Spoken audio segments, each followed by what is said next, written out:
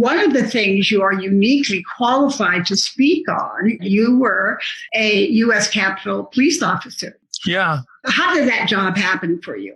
When I first came back from Africa in the Peace Corps and went looking for a job on Capitol Hill, a lot of senators and congressmen had patronage jobs.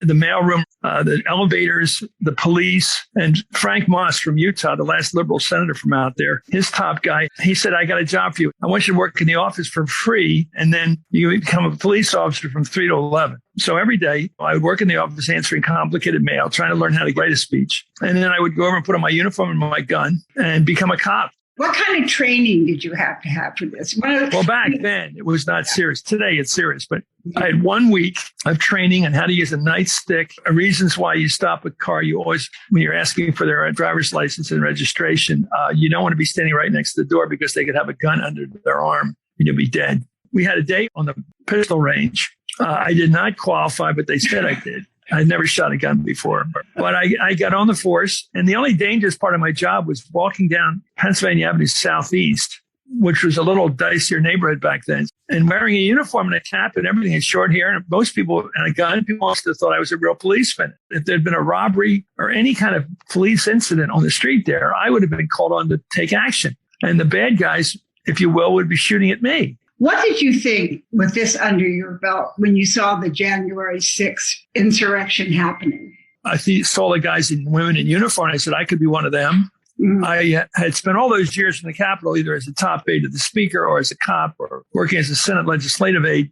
And I just felt violated. I used to see the police top officials treat those officers and leaders with tremendous reverence. And there was almost like a cloister, like this is not to be messed with. You don't go in these areas unless you're a high official. And I guess I felt violated and I felt for the cops who were trying to hold back the crowd and being spat upon and attacked and in some cases choked. Well, I recognized, Nancy, all the spots in the Capitol where I used to be on post back down in the crypt. And I kept hearing about the West Terrace door, which is the door they go through for the inaugurations. People trying to kill them with the flag and horrible stuff, especially when they came to testify, those guys on the Hill. And I thought, my God, I've never heard anything like it. I thought that I was really angry. And since then, Nancy, I've thought about the faces of the people who were doing this. And it's almost, I don't like to be condescending, but idiotic. Well, of course, President Trump encouraged them in a sense. And, they're rabid about him and they will do what he says. What were they thinking? They believed that by going in there, they weren't demonstrating. They thought they could overrule an election. A couple thousand people could overrule an election. How did they get the idea that they could stop Congress from ratifying the election and therefore change the results somehow? And then they were going to go look for Nancy Pelosi, the Speaker, and Mike Pence, the VP. What were they going to do if they caught them? I mean, this is the question nobody's ever answered. What mayhem was avoided that day? Well, I know that Capitol very well, too, Chris. I was an intern one summer for John Bradamus, who was the very powerful senator from Indiana. And so I used to roam those halls, too. And when I saw people going through windows and really desecrating that space, I was heartbroken. I think desecration, Nancy, is a perfect word for it. It's like a religious, I call it, it's a cathedral of democracy. And the guy climbing up the wall of the Senate chamber, like Spider-Man or somebody, the behavior was just odd.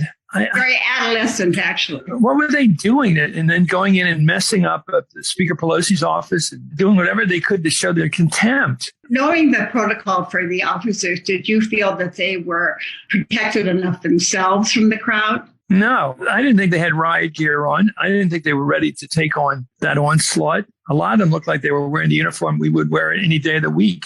And that poor African-American guy, I remember thinking of him, he had like a little wand in his hand. He didn't have even a nightstick. Right. Yes. They didn't seem to have even the most basic tools of crowd control. Boy, what a forlorn hero he was, distracting that crowd and leading them in the wrong direction so they wouldn't go after Senator Mitt Romney. Again, like in Watergate, the worst thing that could have happened didn't. They didn't get away with it. God knows what they would have. Those people were hiding in their offices. The people like AOC, I understand. A lot of the people we know, name brand members of Congress, we know them by their face, and they were hiding in closets and stuff like that. This is real. This was not a protest demonstration. This wasn't just for the cameras. They wanted to inflict who knows what on those people.